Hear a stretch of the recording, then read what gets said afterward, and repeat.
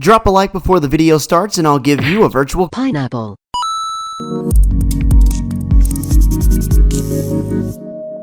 What's going on, ladies and gentlemen? My name's Dr. P and welcome back to another video right here on the channel, and thank you so much for stopping back by. Now today we're going to talk about the patch notes and what's going down in Call of Duty Black Ops Cold War Season 5 Reloaded. The actual update file itself has likely already been downloaded to your console if you play the game, but the update itself and all the features and new stuff doesn't roll out until later today, September 8th at 9 p.m. Pacific. So just in about 7 or 8 hours from the time that I'm recording this video. There's a lot of really cool stuff happening and we'll get into it all, guys, but if you could do me a favor and drop a like on this video, let's shoot for 100 likes, that'd be awesome. And if you're new, what are you doing, man? Just hit that subscribe button and we'll keep you fully up to date with everything going on in Call of Duty. So the size of the update definitely varies based on what you're playing on, with Xbox and PlayStation 5, the next gen consoles, getting the bulk of the update, but then PC only has a measly 8GB file size,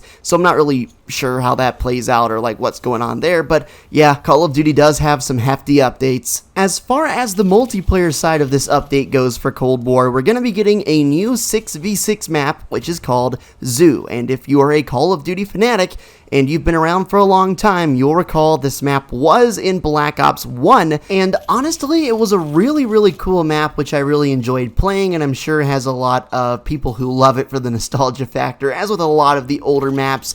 There's also going to be a new game mode, which isn't completely new to Call of Duty, but it hasn't been around in a while, called Demolition. Demolition reminds me a lot of Sabotage, except there's 2 bomb sites, and it's really notorious for spawn trapping. I remember back in BO1, I'd play Demolition all the time on firing range and just get them stuck in one spot. They'd keep spawning there, so curious to see what changes may or may not be made to Demolition as it gets introduced into Cold War and how it'll play. They're going to have a playlist that is Zoo 24/7, so for all you Zoo fanatics, you'll be able to play exclusively Zoo, kind of like how they had Slums 24/7, Nuketown 24/7, etc., etc. And there's also going to be new multiplayer event challenges and rewards throughout the season, which we'll definitely look forward to. There's actually also some new weapon blueprints inside of the Prestige shop, so if you've got some Prestige tokens, Prestige keys all saved up and lying around, you'll be able to trade them in for the new Hidden Terror sniper rifle blueprint, which was just added to the shop, and there are new legacy calling cards and animated calling cards inside of the item shop as well. Really excited about that. I know a lot of people might not really think too much of it, but I really do like the Prestige shop. We've had similar things like this in Call of Duty before, where it really encourages you to keep playing and grind the game, and gives everybody a chance to earn some things pretty much for free, which I'm really excited about. And honestly, Call of Duty has gotten so much better as of late about giving free content. It wasn't that long ago where all the maps were included in a DLC map pack, which was about $15.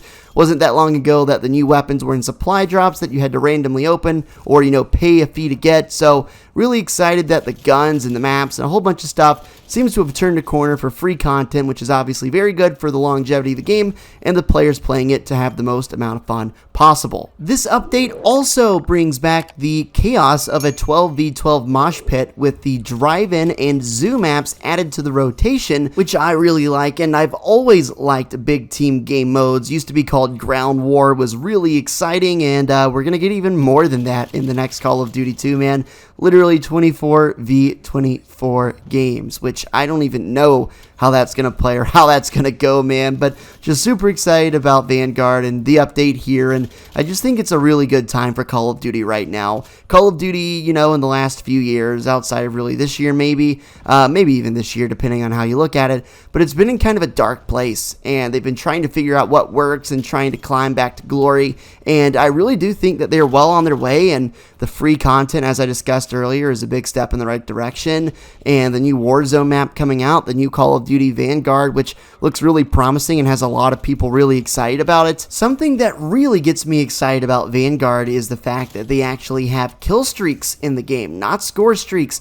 Now, there are pros and cons to both. A lot of people say score streaks encourages some more objective playing and less camping, and while that may be true on certain fronts, I really do think kill streaks are the way to go, because in this game, literally you have to get like 8 or 10 kills to get a UAV, and that is just ridiculous. And the way Call of Duty's always been is UAVs are pretty easy to get if you can get like 3 kills in a row, and you can get your Predator missile at 5 kills, attack helicopter at 7 kills, and it allows the potential for better players, skilled players, to end up getting their streaks faster, get more of them in a single game, which I think is going to be really good. Now, for all of you zombie fanatics out there, there's also quite a bit of content that's going to be added with this update as it relates to zombies. So first of all, there's going to be a new round-based map feature, the Rampage Inducer. There's going to be a new Outbreak region, Armada, new Outbreak World event, Black Chest, new Dark Aether story intel and Outbreak, new Dead Ops Arcade 3 updates,